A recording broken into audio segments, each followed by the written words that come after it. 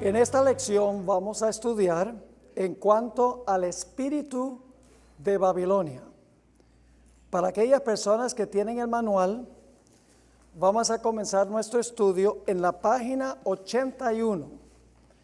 Y quiero animar a todos los que no tienen el manual que consigan el manual, porque le van a sacar mucho más provecho a esta clase si tienen el manual que si solamente escuchan las presentaciones. Así que estamos en la página 81, vamos a orar y entramos directamente a nuestro tema. Padre Celestial, venimos ante ti agradeciéndote por tus múltiples bendiciones, agradeciéndote porque podemos abrir con libertad tu santo libro para conocer tu voluntad para nosotros y para el mundo. Pedimos tu dirección en esta clase, que tu nombre sea honrado y glorificado y nosotros que seamos edificados. Amén. Te lo pedimos en el nombre de Jesús. Amén. Amén. En la clase que vamos a tener ahora, vamos a estudiar en cuanto al espíritu de Babilonia. Es decir, vamos a estudiar o comenzar nuestro estudio, mejor dicho, del mensaje del segundo ángel. Vamos a leer el mensaje como se encuentra en Apocalipsis 14 y el versículo 8. Dice: otro ángel le siguió diciendo, sigue al primer ángel, ha caído Babilonia, la gran ciudad, porque ha hecho beber a todas las naciones del vino del furor de su fornicación. Ahora vamos a dedicarle 3 lecciones a el mensaje del segundo ángel, a Babilonia. Vamos a estudiar en nuestro tema de hoy el espíritu de Babilonia. En la siguiente sesión el vino de Babilonia y luego, de último, la fornicación de Babilonia, porque esas 3 cosas se mencionan en el mensaje del segundo ángel. Ahora, antes que podamos comprender el espíritu de Babilonia en Apocalipsis, necesitamos regresar al lugar a donde Babilonia tuvo su origen. Y Babilonia tuvo su origen en Génesis, el capítulo 11. Ahora, los medios de comunicación seculares, los científicos, los gobernantes y las instituciones educativas de este país y de muchos otros países son incapaces de comprender cómo terminará la historia, porque ellos no creen que el relato de los primeros 11 capítulos de Génesis son historias confiables. Enseñan más bien que el mundo llegó a la existencia por un largo proceso de evolución y que la historia que se encuentra en Génesis 11, al igual que todas las que se encuentran en los capítulos anteriores, son mitos o leyendas que nunca ocurrieron en la realidad.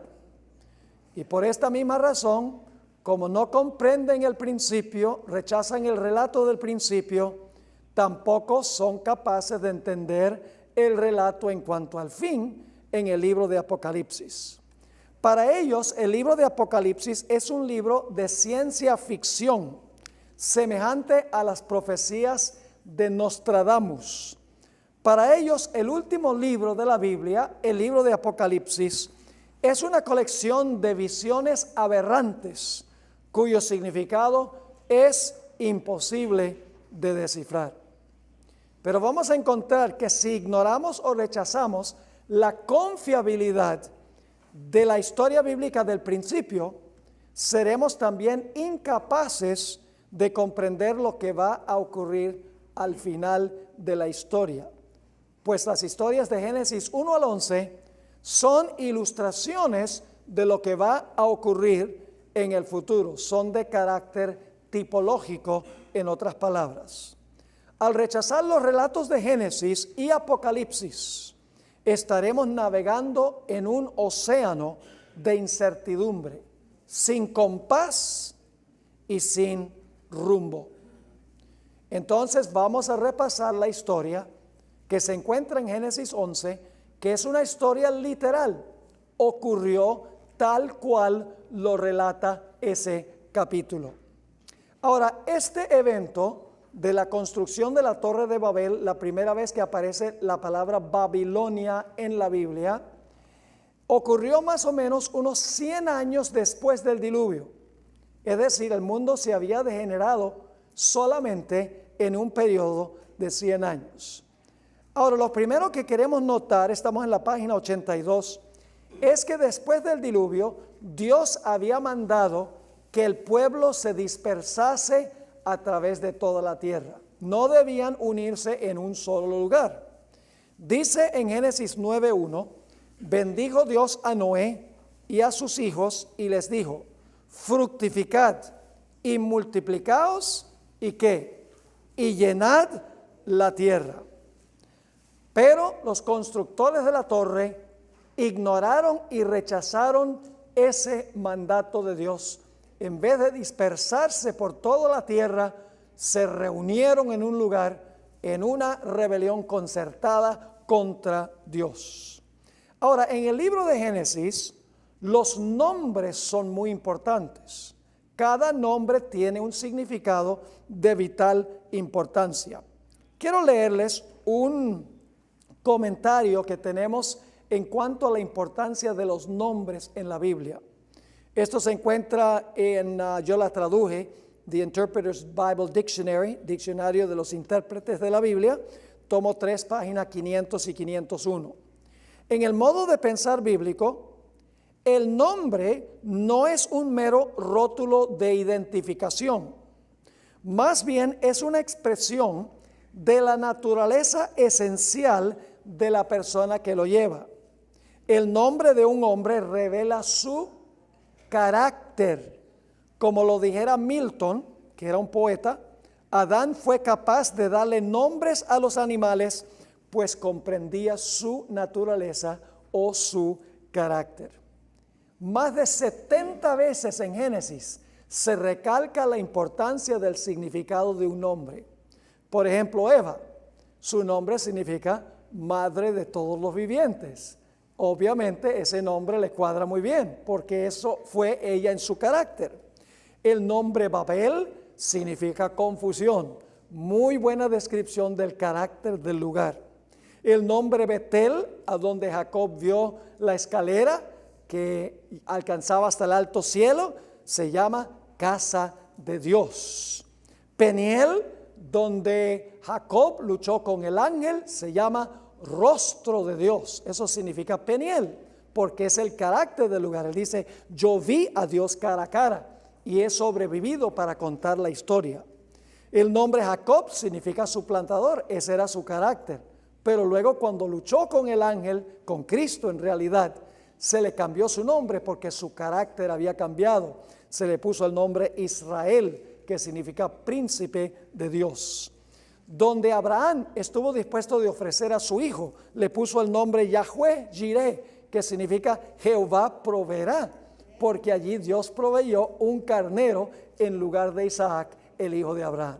Solo estoy dando estos ejemplos para que vean que cuando Génesis usa nombres, no es solamente un nombre para distinguir ese lugar de otro lugar, ese nombre define el carácter de la persona que lleva el nombre o del lugar que lleva el nombre. Ahora, el fundador de Babilonia se llamaba Nimrod. Fue el constructor de Babilonia. Ustedes pueden conseguirlo en Génesis 10 y el versículo 8 al 11. ¿Qué significa el nombre Nimrod? Significa rebelión. El constructor de Babilonia fue un individuo cuyo nombre significa rebelión. Indica exactamente la intención que tenían los constructores de la ciudad de Babel y de la torre de Babel. Ahora vamos a examinar la historia de la construcción de la torre de Babel. Estamos en la página 83 en nuestro manual.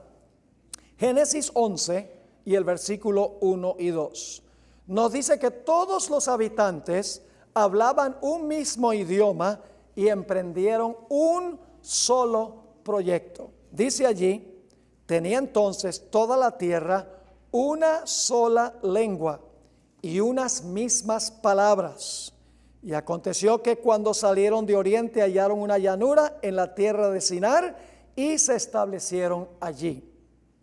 Cuando el texto nos dice que toda la tierra tenía una sola lengua y unas mismas palabras, no significa meramente que todo el mundo hablaba literalmente el mismo idioma.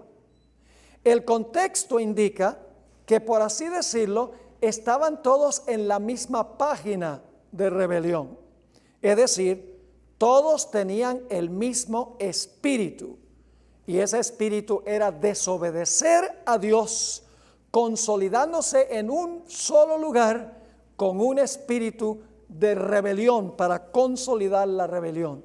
Es decir, tenían la intención de establecer un nuevo orden mundial. Y por lo tanto emprendieron este proyecto. Se describe en Génesis 11 y el versículo 3 y el versículo 4. Y se dijeron unos a otros, vamos, hagámonos ladrillos y cosámoslos con fuego. Y les sirvió el ladrillo en lugar de piedra y el asfalto en lugar de mezcla. Y dijeron, vamos, edifiquémonos. No dice que edifiquemos, dice edifiquémonos. Es una empresa egoísta. Edifiquémonos una ciudad y una torre, cuya cúspide llegue al cielo, y hagámonos un nombre. Esa expresión significa hagámonos famosos. Es decir, es una empresa centrada en el hombre, en honor a la grandeza y la fama de los constructores. Sigue diciendo, ahora, ¿qué era lo que ellos no querían? Hagámonos un nombre por si fuéramos, ¿qué?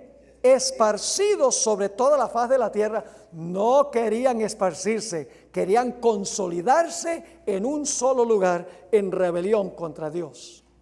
Elena White, en el libro Patriarcas y Profetas, página 99, describe vívidamente esta empresa o esta tarea rebelde de los constructores. Dice así, decidieron construir allí una ciudad y en ella una torre tan estupenda, de tan estupenda altura, que fuera la maravilla del mundo.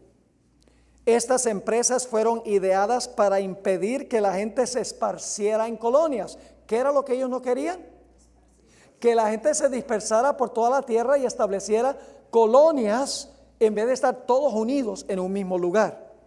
Sigue diciendo, Dios había mandado a los hombres que se diseminaran por toda la tierra, que la poblaran y que se enseñorearan de ella. Pero estos constructores de la Torre de Babel decidieron mantener su comunidad unida en un solo cuerpo y fundar una monarquía que a su tiempo abarcara toda la tierra. Nuevo orden mundial, ¿sí o no? Así su ciudad se convertiría en la metrópoli de un imperio universal, un imperio mundial, un nuevo orden mundial, está describiendo ella, aunque no usa la terminología. Su gloria, la gloria de ellos, demandaría la admiración y el homenaje del mundo y haría célebres a sus fundadores. La magnífica torre que debía alcanzar hasta los cielos estaba destinada a ser algo así como un monumento del poder y sabiduría de sus constructores para perpetuar su fama hasta las últimas generaciones. ¿Cuál era el propósito de los constructores? El espíritu era atraer toda la honra y la gloria a ellos y en contra del Dios verdadero. Los fundadores de Babel, estamos en la parte de arriba de la página 84. Los fundadores de Babel tenían la intención de establecer un nuevo orden mundial en las riberas del río Éufrates.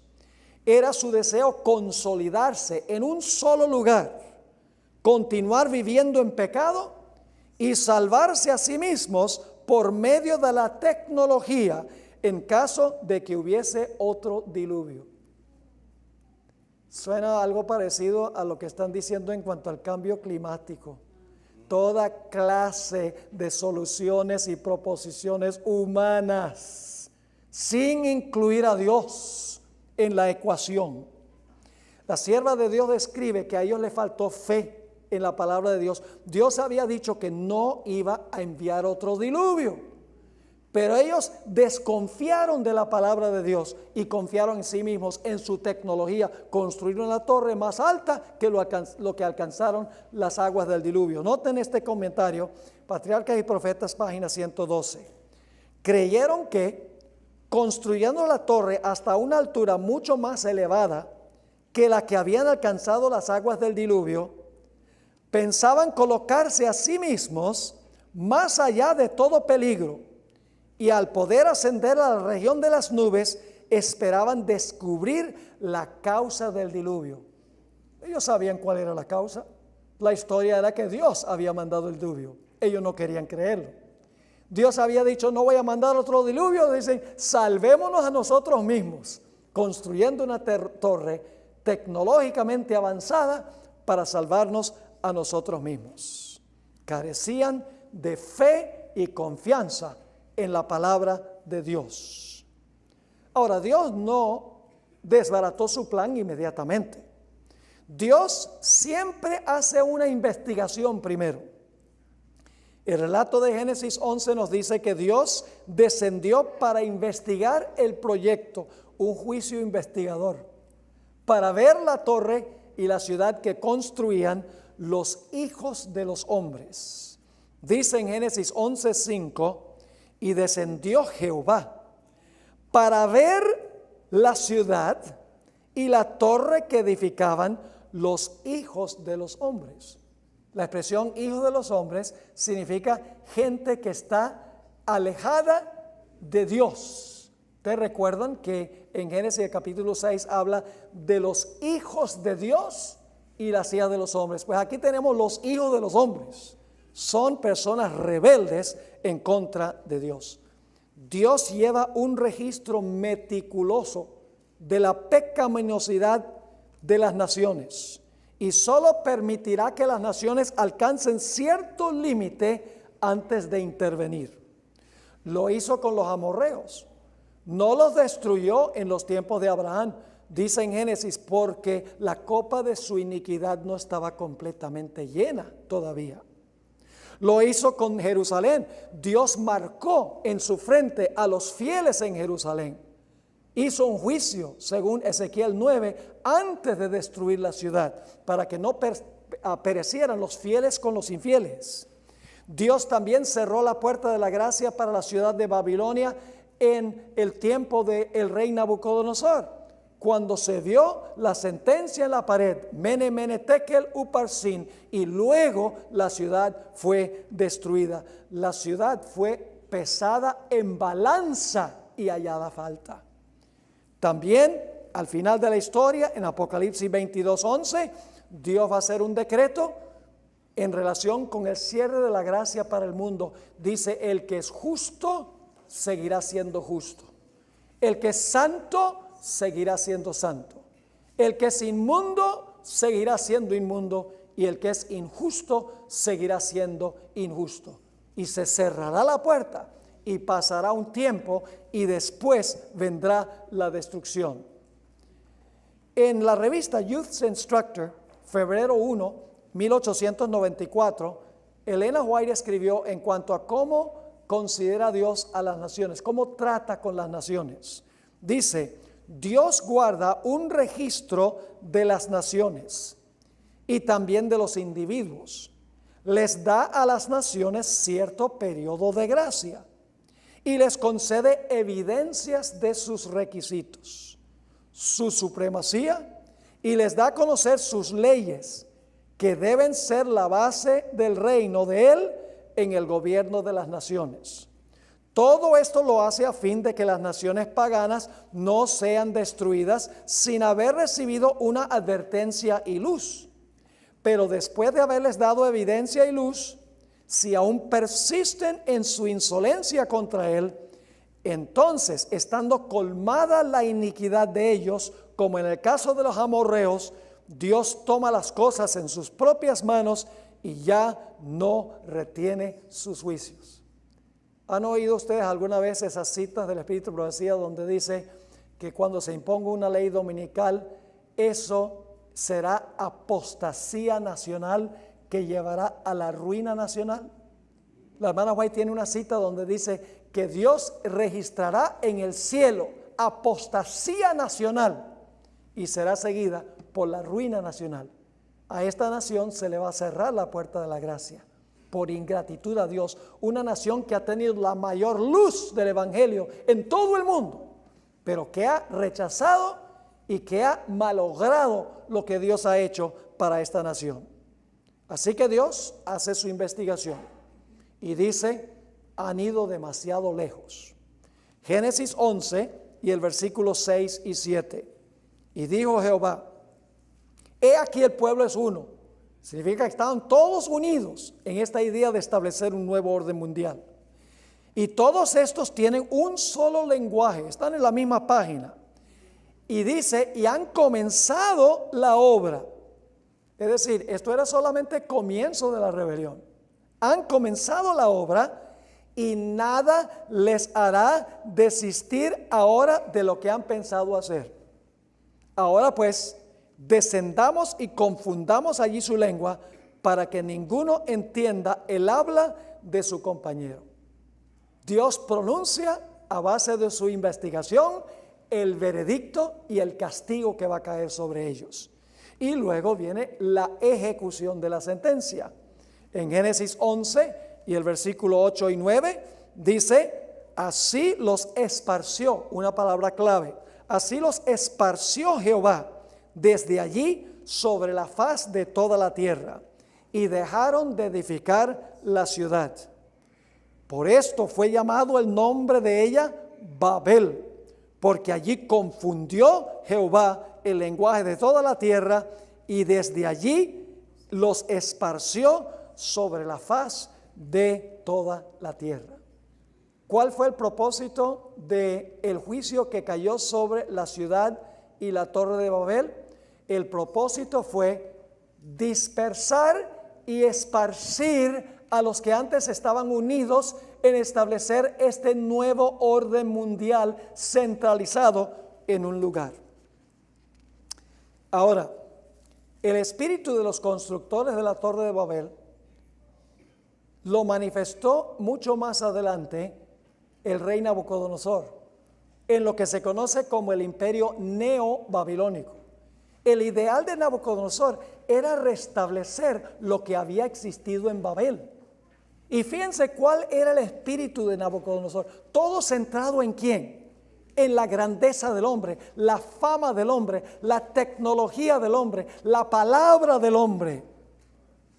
Noten lo que dijo Nabucodonosor un día cuando caminaba allí en el balcón de su palacio. Daniel 4, 29 y 30, página 86 del manual.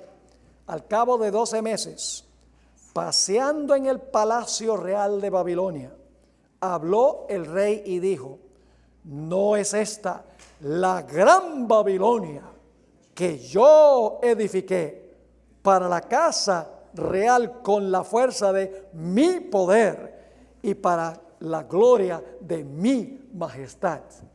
¿Captan el espíritu de Babilonia? ¿Sobre quién se centra el espíritu de Babilonia? No en Dios, sino en el hombre. En establecer una sociedad en rebelión contra Dios, centralizada, gobernada desde un lugar específico. En Isaías 47, 10, nuevamente se describe con lujo de detalle el espíritu de Babilonia. Dice allí: porque te confiaste en tu maldad, diciendo: nadie me ve.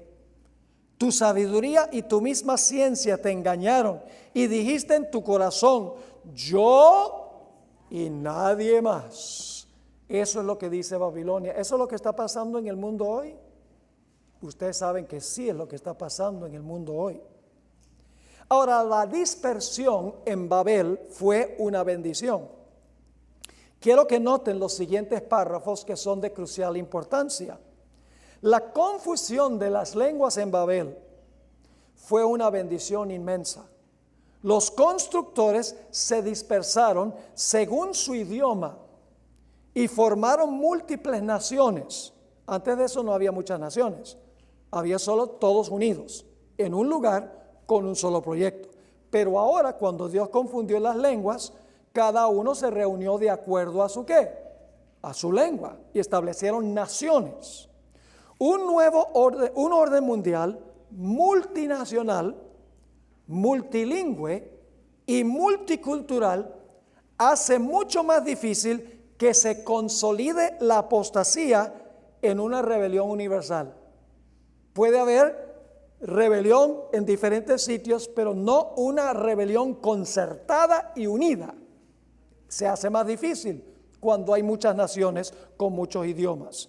Dios se propuso a impedir que en el futuro hubiese una unión que desmoralizara al mundo. Cada uno de estos grupos podía proseguir su camino pecaminoso, pero la división en muchos grupos haría mucho más difícil una unión concertada y universal contra Dios.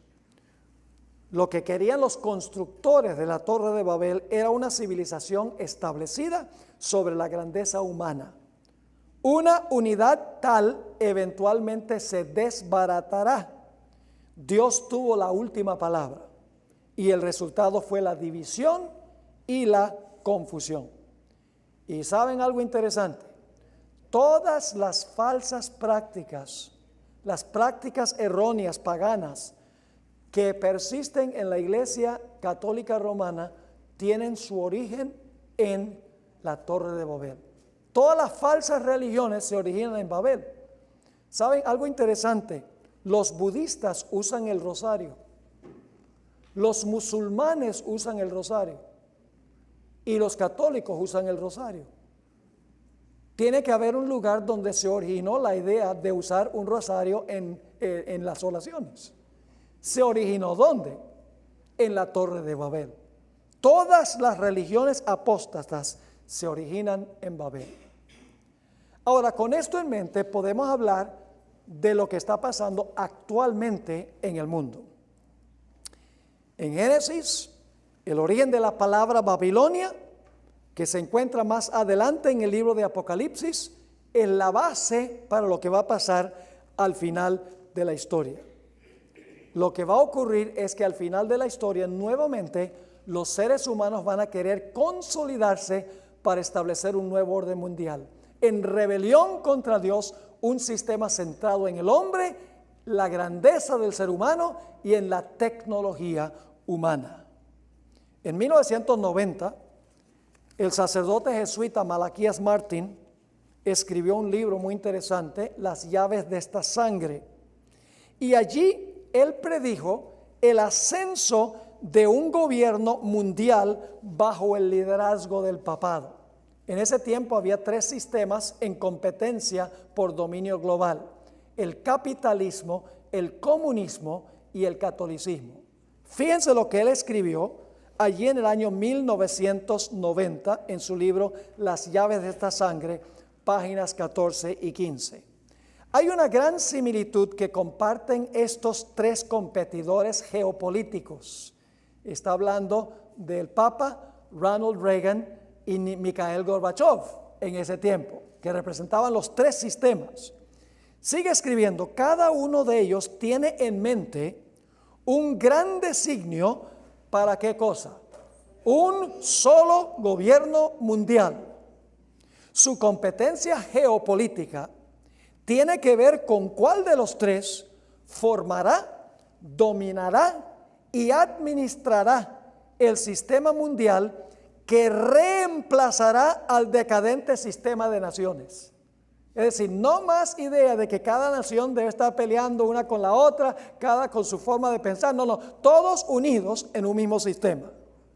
Ahora, Martín no albergaba dudas en cuanto a cuál de los 3 iba a ganar esta competencia.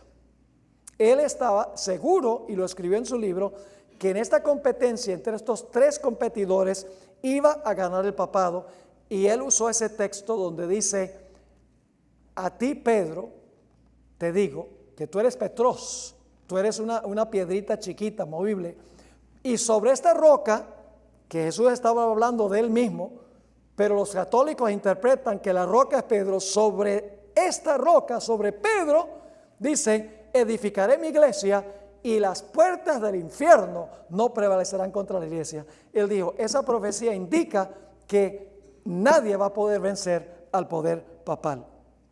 En su mismo libro, páginas 11 y 12, Malaquías Martín escribió, una vez que la competencia se haya decidido, el mundo y todo lo que está en él, nuestro estilo de vida como individuos y como ciudadanos de las naciones, nuestras familias y nuestros trabajos, nuestro comercio y dinero, nuestros sistemas educativos y nuestras religiones y nuestras culturas, hasta los símbolos de nuestra identidad nacional, que la mayoría de nosotros siempre hemos tomado por sentado, todo habrá sido poderosa y radicalmente alterado para siempre. Nadie puede quedar exceptuado de sus efectos.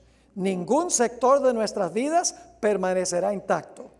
Nadie que esté familiarizado con los planes de estos tres rivales tiene ninguna duda de que solamente puede ganar uno de ellos. Y tendremos mucho más que decir de esto cuando estudiemos en cuanto a la bestia que se levanta del mar y la bestia que se levanta de la tierra. Ahora estamos estudiando solo el espíritu de Babilonia que existió al comienzo y que existirá también al final. El libro de Apocalipsis describe una coalición global a donde se unirán los reyes, la ramera, las hijas de la ramera, los comerciantes y las multitudes en un nuevo orden mundial. La ramera será la protagonista principal de esta unión. Esta coalición global se llama Babilonia. Ahora, como esta coalición final se llama Babilonia, debe ser semejante ¿a qué? A la Babilonia de la Torre de Babel, centrada en el hombre, engrandeciendo al hombre, dependiendo de la tecnología humana y de las tradiciones humanas.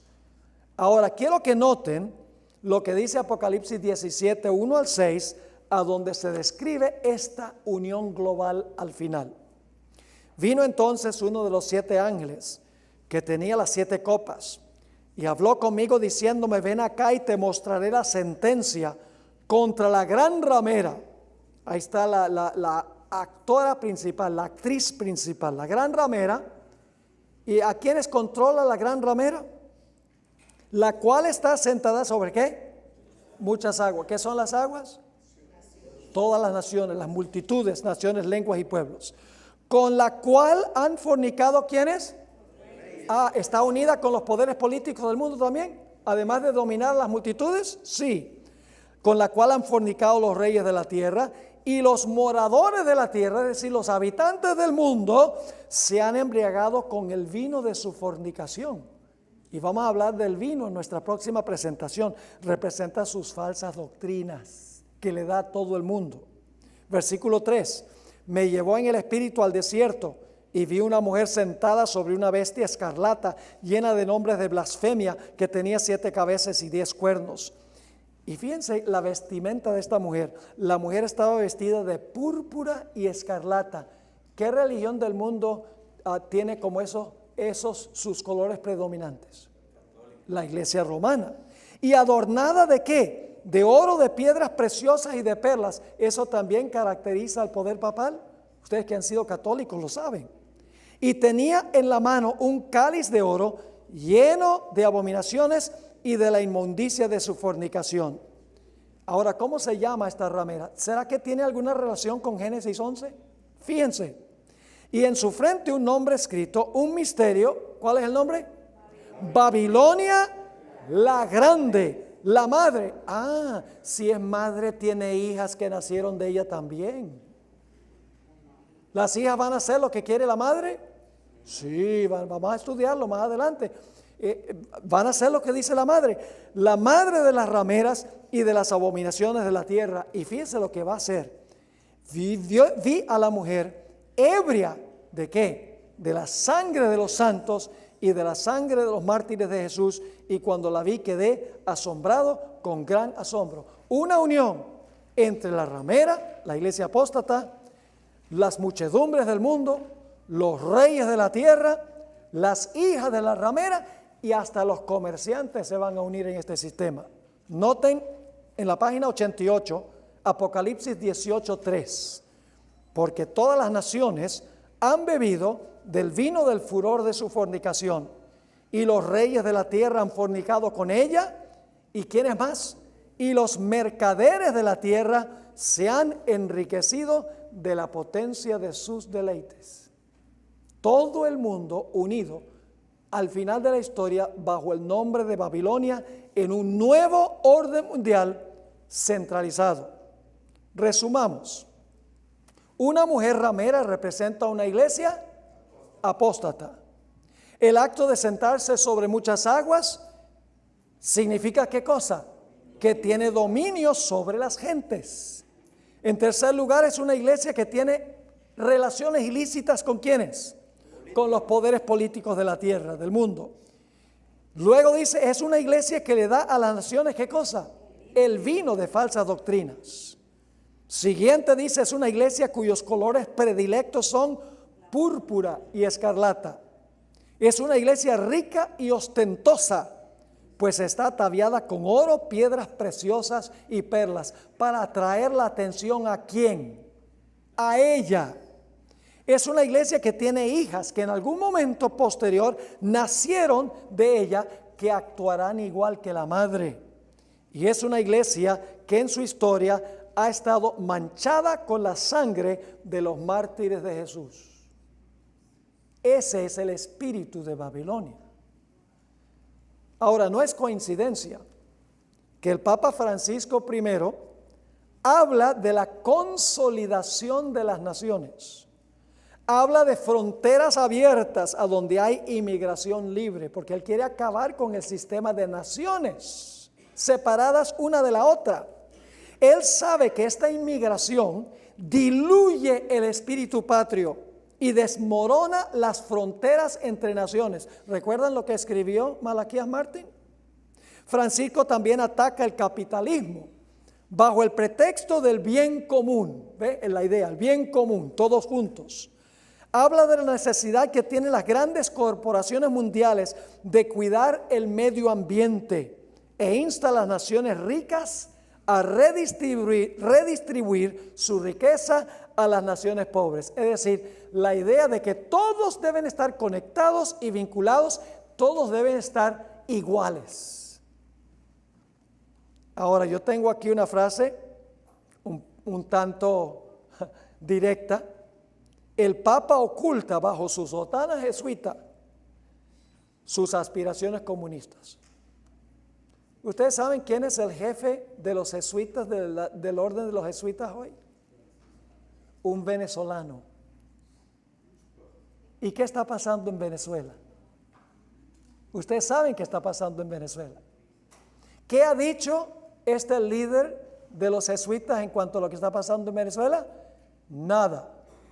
¿Qué dice Francisco I en cuanto a lo que está pasando en Venezuela? Solo les dice, arreglen su problema. No dice nada, porque el Papa tiene aspiraciones socialistas de unir a todo el mundo en un sistema bajo el liderazgo del poder papal. Pero Dios tendrá la última palabra. La Babilonia final se va a desbaratar. Lo dice Apocalipsis 16, 17 al 21. El séptimo ángel derramó su copa por el aire y salió una gran voz del templo, del cielo, del trono, diciendo, hecho es. Entonces hubo relámpagos y voces y truenos y un gran temblor de tierra, un terremoto tan grande cual no lo hubo jamás desde que los hombres han estado sobre la tierra. Y la gran ciudad que es Babilonia fue dividida. Antes estaba ¿qué? Unida. Ahora dice fue dividida en tres partes y las ciudades de las naciones cayeron y la gran Babilonia vino en memoria delante de Dios para darle el cáliz del vino del ardor de su ira. Y toda isla huyó, los montes no fueron hallados y cayó del cielo sobre los hombres un enorme granizo como del peso de un talento, y los hombres blasfemaron contra Dios por la plaga del granizo, porque su plaga fue sobremanera grande. ¿Va a caer este sistema babilonio final que quiere unir a todo en rebelión contra Dios? Va a caer, porque Dios lo dice así. El mundo hoy se caracteriza por el globalismo. Vivimos en un mundo unido por la transportación. Por ejemplo, American Airlines, que es la empresa aérea con la cual vuelo yo mayormente, tiene un sistema de alianza con otras empresas que se llama One World Alliance, la alianza una mundial. Aun cuando en las naciones del mundo se hablan diferentes idiomas, la tecnología ha hecho posible traducir un idioma a otro casi instantáneamente. Ya idioma no es barrera. Vivimos en un mundo a donde las economías están estrechamente vinculadas. Se ha dicho que cuando los Estados Unidos estornuda, al mundo le da gripe, pero se podría decir lo mismo de China y de otros países hoy en día. El mundo está unido por la comunicación a través de la tecnología, como Skype, correo electrónico, mensajes de texto, WhatsApp, teléfonos celulares, Twitter, Facebook. El mundo es una comunidad unida a través de los medios de comunicación. El mundo se ha unido por medio de tratados de libre comercio. El presidente Trump no le gustan esos tratados, pero él no va a ser presidente para siempre. Esto es algo que está sucediendo entre muchas naciones. El Papa Francisco I ha hecho un esfuerzo sobrehumano de unir a todas las iglesias. Ojalá tuviera yo tiempo para hablarles de todos los detalles sobre eso. El mundo occidental se está uniendo para hacerle frente a un enemigo común, el islamismo extremista. Y esta unión se transformará al fin en una oposición contra todo aquel que se considere sectario y fundamentalista. El Papa ha llamado a todas las naciones a que se unan para resolver el problema del cambio climático y la pobreza global. Todos estos métodos que se están proponiendo se basan en una filosofía rebelde. El modo de pensar actual es posmoderno, a donde se enfatiza la tolerancia, la necesidad de ser políticamente correcto. Se enfatiza la unidad en la diversidad, el pluralismo, los derechos humanos, que cada uno pueda hacer lo que quiera hacer. Por eso, matrimonio gay, LGBT, ministros homosexuales, cualquier cosa va, porque cada uno decide qué es correcto y qué es incorrecto. ¿Cuáles son entonces las aspiraciones y los objetivos del papado? Estamos en la página 10. Aquí llegamos a una sección muy importante. Vamos a dejar que el papado mismo nos diga. Particularmente durante los últimos 120 años, desde que el Papa León XIII publicó su encíclica Rerum Novarum, han aparecido repetidas veces en la literatura social del papado 4 expresiones. La primera expresión que consiguen vez tras vez es el bien común. Eso significa que el individualismo es un enemigo que hay que evitar a toda costa. La segunda expresión, la solidaridad. Eso significa que debemos unirnos en un solo cuerpo ecuménico y evitar el sectarismo. La otra palabra es la subsidiariedad. Nuestros intereses personales son subsidiarios al bien común de todos. Y finalmente, la destinación común de los bienes, que es la idea que la propiedad personal no es necesariamente personal, sino que más bien pertenece a toda la raza humana y debe ser redistribuida de acuerdo a la necesidad. Son expresiones socialistas hasta lo más profundo. Ahora voy a leerles palabras de una encíclica del Papa Benedicto XVI. Se llama Caritas in Veritate. significa amor en verdad. Dice lo siguiente: la acción del hombre sobre la tierra, cuando está inspirada y sustentada por la caridad, contribuye a la edificación de esa ciudad de Dios universal hacia la cual avanza la historia de la familia humana. En una sociedad en vías ¿de qué? Globalización, ¿el qué? El bien común y el esfuerzo por él han de abarcar necesariamente ¿a cuántos? A toda la familia humana, es decir, a la comunidad de pueblos y naciones, dando así forma de unidad y de paz a la ciudad ¿de quién?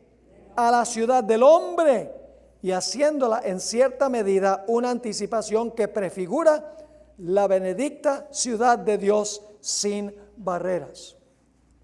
Quiero preguntarles, ¿cuántos de ustedes han oído alguna vez a Francisco I referirse a la segunda venida de Cristo como la gran esperanza del planeta Tierra? Ni una. Porque el ideal del papado no es que esto se va a arreglar con la segunda venida de Cristo. El papado enseña que tomando las riendas de los poderes civiles e influyendo sobre ellos, la Iglesia romana va a ser la conciencia moral del mundo y se va a establecer una sociedad ideal, perfecta, a base del liderazgo de la Iglesia romana. Un cielo en la tierra, si es que queremos llamarlo así. Por eso la segunda venida no figura en la teología católica de años recientes, porque para ellos el ideal es una sociedad perfecta establecida por los hombres, unida sin barrera alguna. Ahora fíjense lo que sigue diciendo esta cita. Ahora viene la intención. Para gobernar la economía mundial, para sanear las economías afectadas por la crisis, para prevenir su empeoramiento y mayores desequilibrios consiguientes, para lograr un oportuno desarme integral, la seguridad alimenticia y la paz para garantizar la salvaguardia del ambiente y regular los flujos migratorios. Fíjense que todas las causas que menciona la economía mundial, sanear las economías, prevenir el empeoramiento del problema económico, desarmar a las naciones, tener seguridad alimenticia, salvaguardar el medio ambiente, regular los flujos migratorios, y luego dice, ¿cuál es la solución? Urge la presencia de una verdadera autoridad política mundial, como fue ya esbozada por mi predecesor, el beato Juan XXIII. Esta autoridad deberá estar regulada por la ley, atenerse de manera concreta a los principios de subsidiariedad y de solidaridad, estar ordenada a la realización del bien común, comprometerse en la realización de un auténtico desarrollo humano integral, inspirado en los valores de la caridad en la verdad. Dicha autoridad, además, deberá estar reconocida por ¿cuántos? Por todos. Gozar de poder efectivo para garantizar a cada uno la seguridad, el cumplimiento de la justicia y el respeto de los derechos. Obviamente debe tener la facultad de hacer respetar sus propias decisiones a las diversas partes, así como las medidas de coordinación adoptadas en los diferentes foros internacionales.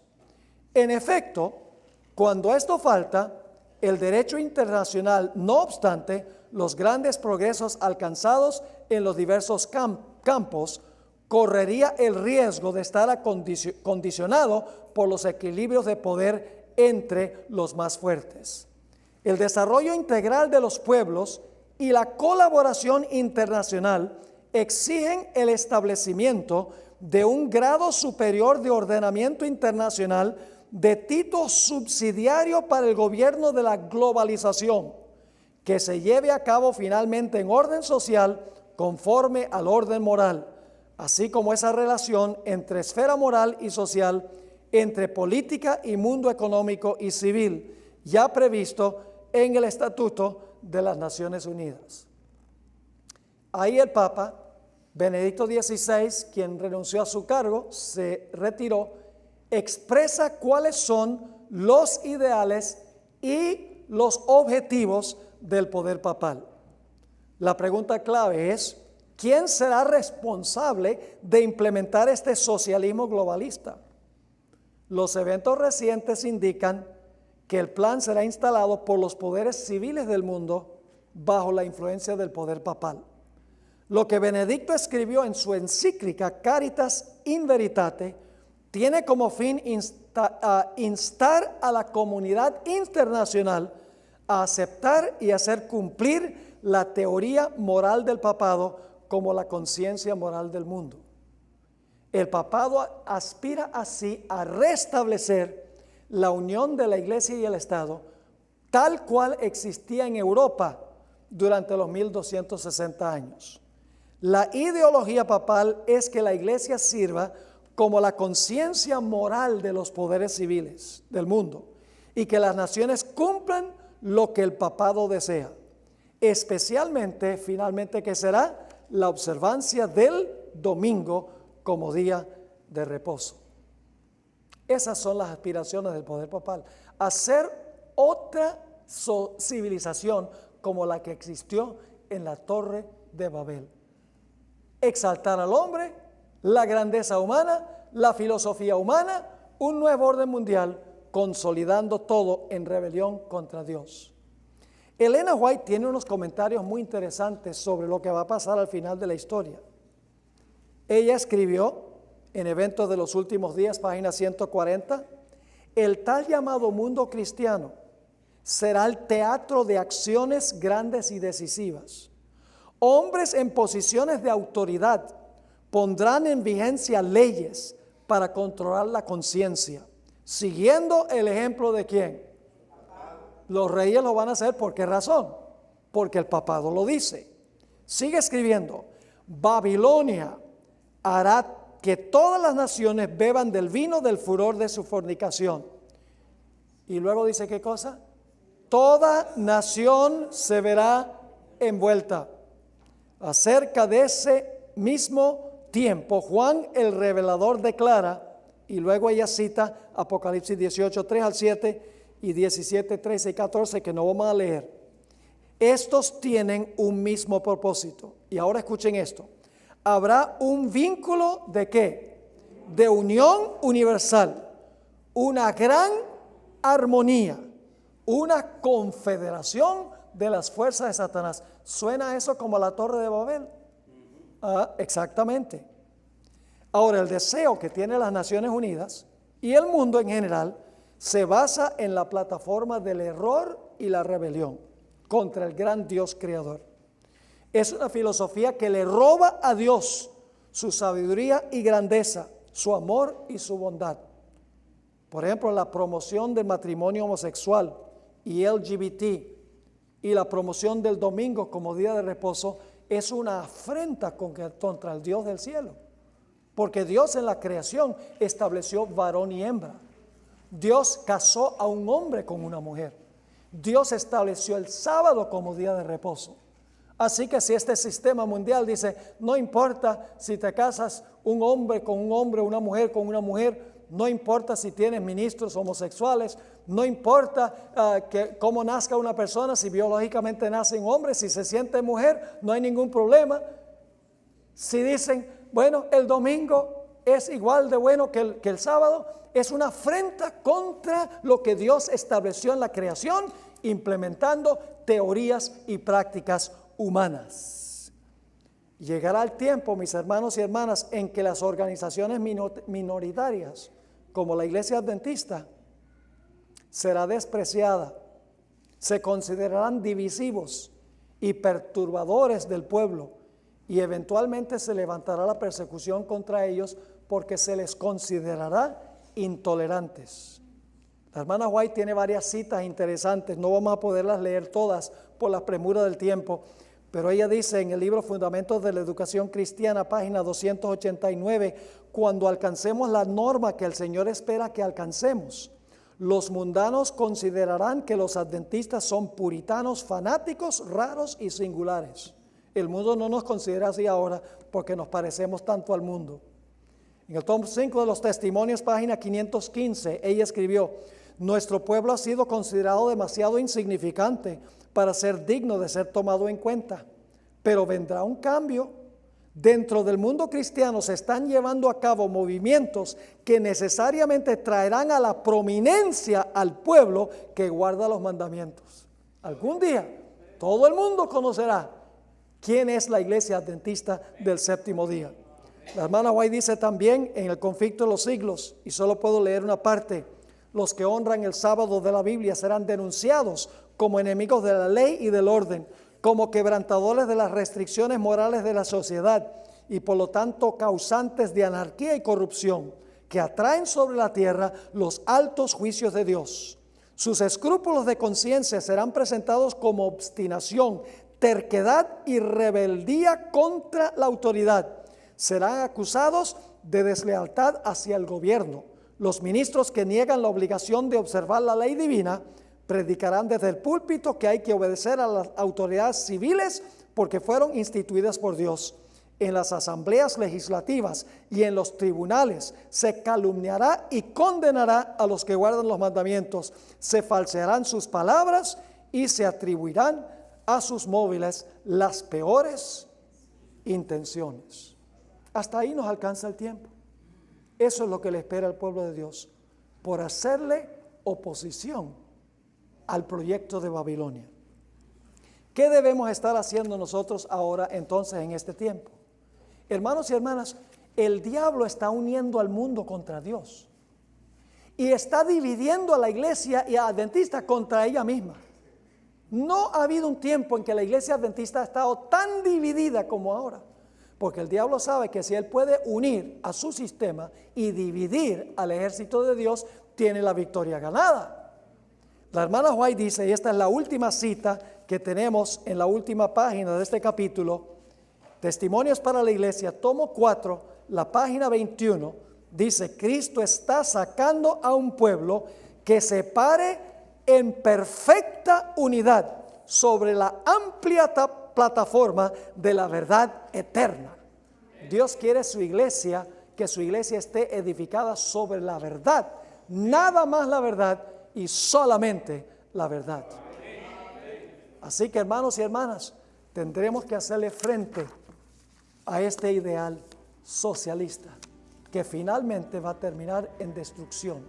Pero Cristo vendrá y establecerá su reino que nunca tendrá fin, y los que están con Jesús estarán con Él eternamente en el reino.